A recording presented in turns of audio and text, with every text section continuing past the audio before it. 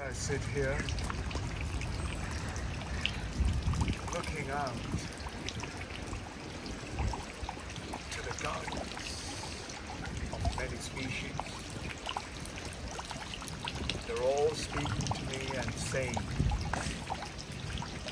our studies, our learning, and our ways of conducting has not worked very much.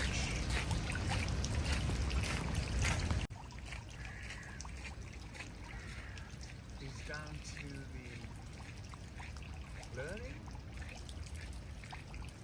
We cannot learn anything about the species out there because one hasn't learned to conduct themselves gently, gracefully, with a conscious gentleness and awareness. Nobody's here because it's raining. And all these other species love that rain that never comes. It's that water that makes life blossom, rejuvenate, regenerate, and reproduce. Yet, we've managed to, by our learning, by our so-called puny education, we managed to somehow pollute the water, poison the water, poison the earth, to generate wealth for oneself, instead of letting it be how the nature intended. You cannot put a life in a controlled environment and put it through a microscope or through a telescope or a litmus test and start to learn about the species, how they live and how they exist in different environments in a confined and controlled space. The universities were meant to enhance and bring us to a conscious, responsible, meaningful, sensible stage of mindset so that we can allow every species to blossom and to thrive in its given environment. Around the world, it is great if we can bring all those species and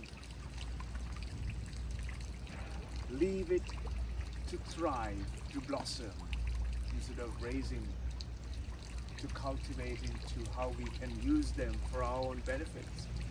Nobody's here, right? It's raining because nobody wants to be here, and also it's not the flowering season either. It is the time that the life hibernates, the autumn, cooler climate here in the northern hemisphere. The fruit, the flower, the fruit is out already. It is amazing to notice the banana flowers, the banana tree is also growing here in Italy. It's lovely to know that we can grow anything in a controlled environment. But for how long can we grow that? Ortho-botanical.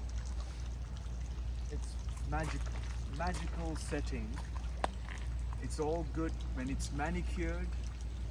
It can only last a brief time.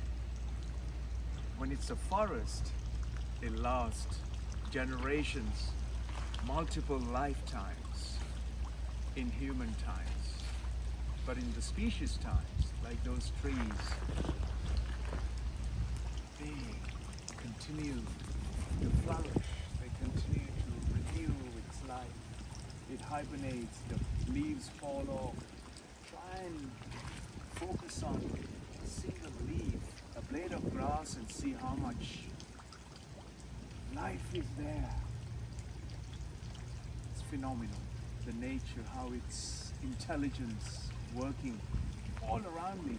That's life. And it's providing me the necessary elements for me to exist here.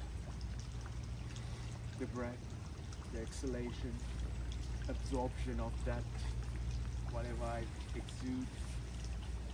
It's incredible. It is incredible.